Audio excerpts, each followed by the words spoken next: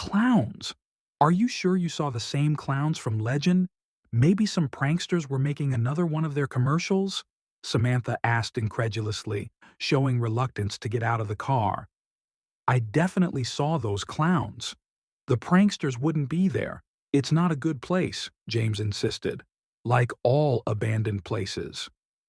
What do you know? James checked the camera and moved toward the abandoned motel. Did you at least bring any weapons? Just in case? Samantha shouted after him. Of course I did. But I was counting on you to be my main weapon, he joked.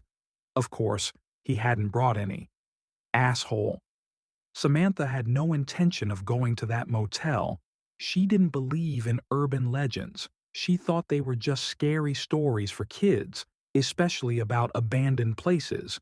But Jacob's motel had a different atmosphere. Samantha comforted herself with the fact that such sites always had such an unpleasant atmosphere. But having been to various such places, she didn't feel as horrified as she did in front of this motel. By the way, a little bit about this motel. It opened in the early 20th century, almost the oldest building in town.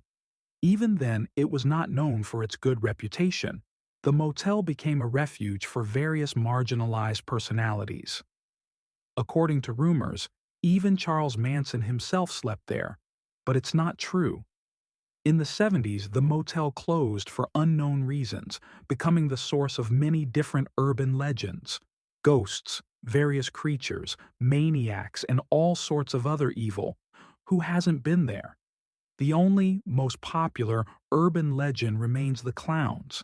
It is not known where it all started, just went tales about some strange types in clown costumes, dwelling in an abandoned motel on a permanent basis.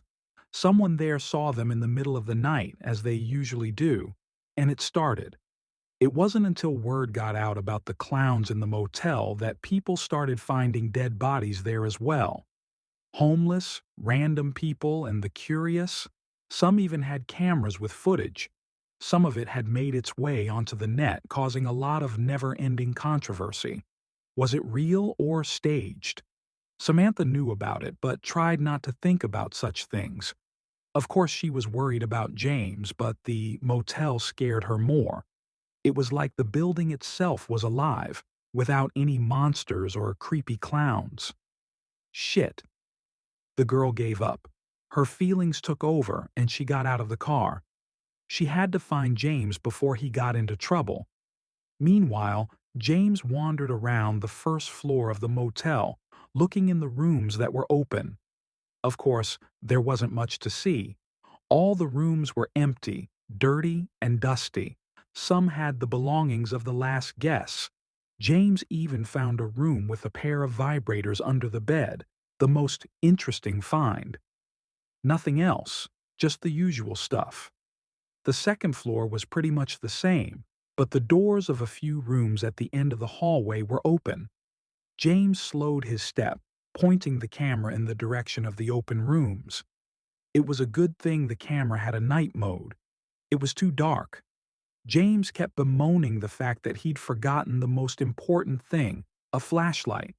He had to use the pitiful semblance of a flashlight on his prehistoric phone. A couple steps to the end of the corridor, and suddenly there was a loud laughter. It was clearly coming from the open rooms. Footsteps followed the laughter. Someone in a ridiculous clown outfit emerged from the room. A shabby costume, badly applied makeup, and a red nose hanging from a string behind his ear.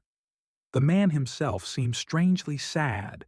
He hid his hands behind his back as he regarded James, swaying slightly. "Hello?"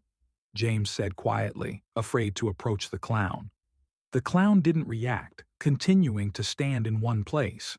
They stood like that for several long minutes until the clown showed his hands, a very weighty hammer with a rusty metal head. James flinched at the sight of such a powerful implement and began to back away. The clown was coming toward him, waving the tool. The guy turned around and ran for the exit. The camera fell out of his hands, leaving only the flashlight. Before James could reach the stairs, a brick flew into his head. The guy grabs the railing, but because of the blow to his head, he flips over and falls flat on his face. One of the rooms that was previously closed is occupied. A clown with bright makeup and a red wig runs out of his hiding place, jumps up the stairwell, picks up the brick he threw at James and starts hitting him on the head with it. A sad clown appeared. He looked at his partner resentfully, pouting his lips, and the red-haired clown didn't notice him until he'd turned the guy's head to mush. Only then did he turn his attention to his fellow clown and spread his hands. The sad clown stomped his foot and went back to his room, muttering something to himself. "James, where are you?" Samantha shouted, tripping over everything in sight. She was already regretting coming here at all. She'd been calling for her boyfriend for several minutes, but he hadn't answered. "It's a small motel," he must have heard her screaming. "Shit, James. This isn't funny anymore." Samantha mumbled and turned around. Just as she took a step, a silhouette appeared in the passage. Samantha looked closely, but she couldn't see much in the darkness. All she could see were baggy pants, a round build, and a cap. The silhouette had a very short stature, making it look like a fat child was standing there. "Hey, who's there?" Samantha walked up the aisle with an easy gait, trying not to fall down. The silhouette stood motionless as the girl came a little closer to it. Only then, with a wild shout, did someone run at her, throwing his hands up in the air. The last thing Samantha saw was a very fat and short clown with a devilish grin, revealing a row of crooked teeth and an axe in his hands.